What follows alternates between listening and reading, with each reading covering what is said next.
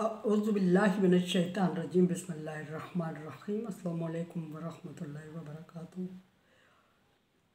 सूरह मोमिनून है मेरे सामने और सूरह मोमिनून की आयत नंबर 92 है, पारा नंबर 18 है और रुकू नंबर 5 चल रहा है। पिछली चंद आयत में अल्लाह तबारक व तआला ने नबी सल्लल्लाहु अलैहि वसल्लम को मुशरिकीन के लिए सवाल सिखाए और उनके जवाबात खुद ही बयान फरमाए। और आयत नंबर 90 में अल्लाह तबारक व तआला ने अपनी वहदानियत को खुल के बयान किया। पहले तो अल्लाह तबारक व तआला ने नबी सल्लल्लाहु अलैहि वसल्लम से सवाल करके मुशरिकीन से करवाना चाहा और मुशरिकीन ने कह तो दिया, अल्लाह तबारक व तआला को खालिक और मालिक तो मान लिया, लेकिन तौहीद बारी ताला का जिक्र नहीं किया अपने जवाब में, या अमलन तौहीद बारी ताला पर नहीं आए।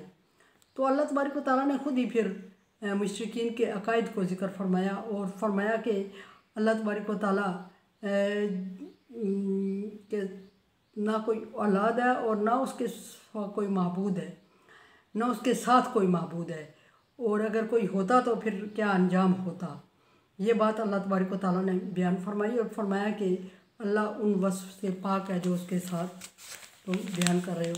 वस्फ़ से एक बात क्लियर करती चलूँ कि वस्फ़ से मुराद अच्छा ही नहीं होता बल्कि बुरी चीज़ भी होती है, और वस्फ़ जो वो बयान कर रहे थे वो अल्लाह तबारक व तआला की औलाद बयान कर रहे थे, जिससे अल्लाह ताला ने इनकार फरमाया। अच्छा, आगे अल्लाह तबारक व तआला आयत नंबर 92 में अल्लाह तबारक व तआला अपनी तौहीद वहदानियत के साथ साथ एक और बात याद दहानी करवा रही है। और ये जो सिफ़त अल्लाह तबारक व तआला बयान फरमा रहे हैं, अपनी सिफ़ात मनवाना चाह रहे हैं, बयान कर रहे हैं, वो सिफ़ात इवन के किसी नबी वली में भी नहीं पाई जाती। ना सिर्फ किसी आम बंदे का जिक्र फरमाया अल्लाह तबारक व तआला ने, बल्कि नबियों में फ़रिश्तों को, नबियों को जिक्र करके फरमाया कि वो भी अल्लाह तबारक व तआला की वहदानियत में उसके साथ कोई शरीक नहीं है। गलतफहमी ये होती है कि हम अक्सर अल्लाह तबारक व तआला की एक सिफ़त के वो गैब जानता है, किसी और को भी उसमें शामिल कर लेते हैं। ये सबसे बड़ी गलतफहमी जो मौजूदा दौर में चल रही है, ये लोगों ने पाली हुई है कि वो अल्लाह तबारक व तआला के साथ साथ किसी और को भी इस काबिल समझते हैं कि वो गैब का इल्म रखता है। हालांकि इस तरह की कोई बात नहीं है, कोई सिफ़त ये किसी और में मौजूद नहीं है, ये सिर्फ अल्लाह तबारक व तआला में पाई जाती है कि वो गैब जानता है। पैगम्बर इल्म ज़रूर रखते हैं, वली नबी इल्म ज़रूर रखता है, लेकिन अल्लाह तबारक व तआला के बराबर नहीं, यानी गैब का इल्म अल्लाह तबारक व तआला ने किसी को नहीं फरमाया, अता फरमाया। यहाँ अल्लाह तबारक व तआला आयत नंबर 91 में फरमाया कि अल्लाह उन वस्फ़ से पाक है जो उसके साथ तुम बयान कर रहे हो, यानी कि अल्लाह तबारक व तआला की औलाद या उसका कोई साजी और शरीक नहीं, या उसके अलावा कोई माबूद नहीं, या उसके साथ कोई माबूद नहीं। यहाँ फरमाया कि आलिमुल गैब, अल्लाह तबारक व तआला की ज़ात ही वो ज़ात है जो गैब का इल्म रखती है। ये एक बात मैं वाज़े करती चलूँ कि पैगम्बर को गैब का इल्म नहीं है। पिछले सारे सवाल जो अल्लाह तबारक व तआला ने नबी सल्लल्लाहु अलैहि वसल्लम को बताए और मैंने आपके सामने जिक्र अर्ज़ किए, उन सारे सवालों से साबित होता है कि पैगम्बर गैब नहीं जानता। अगर पैगम्बर गैब जानता होता तो अल्लाह तबारक व तआला हर सवाल के जवाब में पैगम्बर को ये ना फरमाते कि मुशरिकीन आपको ये कहेंगे, जवाब ये देंगे, बल्कि नबी सल्लल्लाहु अलैहि वसल्लम को ख़ुद पता होता कि मुशरिकीन ने मुझे क्या जवाब देना है।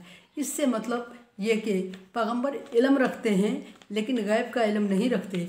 अगर गैब की कोई बात बताते हैं तो वो कबल अज़ वक्त उनको वही की जाती है, या बाद अज़ वक्त वही की जाती है, या वक्त के साथ वही की जाती है उनको, और वो बता देते हैं। और इससे ये गलतफहमी होना कि पैगम्बर गैब जानते हैं, ये बात गलत है। आलिमुल गैब व शहादा, अल्लाह तबारक व तआला की वो ज़ात है जो गैब जानती है और जो मौजूदा को भी जानती है, जो हाज़िर और गैब दोनों को जानती है, जो पोशीदा चीज़ों को भी जानती है, जो ज़ाहिर चीज़ों को भी जानती है, जो मौजूद है उसको भी जानती है, जो नहीं मौजूद है वो उसको भी जानती है, जो आप बोलते हैं उसको भी जानते हैं, जो आप सोचते हैं उसको भी जानता है, जो आपके जहनों में, दिलों में पोशीदा है राज उसको भी जानते हैं, जो आप उगल देते हैं किसके सामने बयान कर देते हैं उसको भी जानता है, सच जो झूठ बोलते हैं वो भी सच अल्लाह को पता है, जो सच है वो भी अल्लाह को पता है।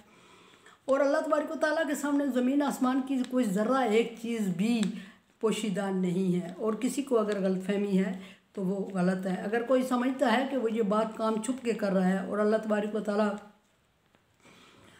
उससे पोशीदा रह सकता है, तो ये भी नामुमकिन है, ये भी उसकी गलतफहमी है और ये भी शिर्क है। और अगर कोई बंदा समझता है कि कोई बंदा अल्लाह के अलावा गायब सारी बातें जानता है, और जैसे आम लोग जिक्र कर रहे होते हैं, ये बात ना कहें मेरे मुर्शिद को, मेरे वली को, मेरे दूसरे को इल्म हो जाएगा, ऐसी बात अगर वो कोई कहता है तो ये भी शिर्क है। गायब का इल्म अल्लाह तबारक व तआला के पास है और मौजूदा का भी अल्लाह तबारक व तआला के पास है, पोशीदा का, ज़ाहिर का। फरमाया कि ताला, और अल्लाह तबारक व तआला बहुत बुलंद है। किससे बुलंद है? बहुत बरतर है, बरतर है, बहुत आला है, बहुत बुलंद है। अम्मा युशरिकून, उन सिफ़ात से जो तुम उसके साथ बयान करते हो, या उन शिर्क से जो तुम उसके साथ करते हो। क्या मतलब शिर्क करते हो? कुल हुवल्लाहु अहद, अल्लाह एक है, अल्लाह समद, अल्लाह बेनियाज है, लम यलिद वलम यूलद, ना कोई बाप ना बेटा उसका, वलम यकुल लहू कुफू, कोई उसका बराबर नहीं, अहद, वो एक है। तो ये सारी सिफ़ात अल्लाह तबारक व तआला की हैं और अल्लाह तबारक व तआला ने फरमाया कि वो बेटे से पाक है। अहद वो एक है, कोई ज़रिया, कोई तावन, कोई ज़रूरत उसको महसूस नहीं होती। समद वो बेनियाज है। ये मैं अम्मा युशरिकून जो तुम बयान कर रहे हो, मैं उसकी डिटेल बयान कर रही हूँ जो आप लोगों को सवाल किया गया। किससे बुलंद है? किसी साजी या शरीक से। अहद साजी या शरीक से बहुत बुलंद है, यानी ये बात उसके लेवल के मुताबिक नहीं बल्कि सोचना ही कबीरा गुनाह है। और फिर समद बेनियाज है, यानी कि अगर आप समझते हैं कि उसको किसी की ज़रूरत है तो ये भी शिर्क है, वो उससे बहुत बुलंद है, उसको किसी की ज़रूरत नहीं। अगर आप समझते हो कि अल्लाह का कोई बेटा है तो अल्लाह तबारक व तआला उससे भी बहुत बुलंद है। और अगर आप समझते हैं कि अल्लाह का बाप है तो अल्लाह तबारक व तआला उससे भी बहुत बुलंद है। अगर आप समझते हैं कुफू कोई उसके बराबर है तो अल्लाह तबारक व तआला के बराबर भी कोई नहीं है।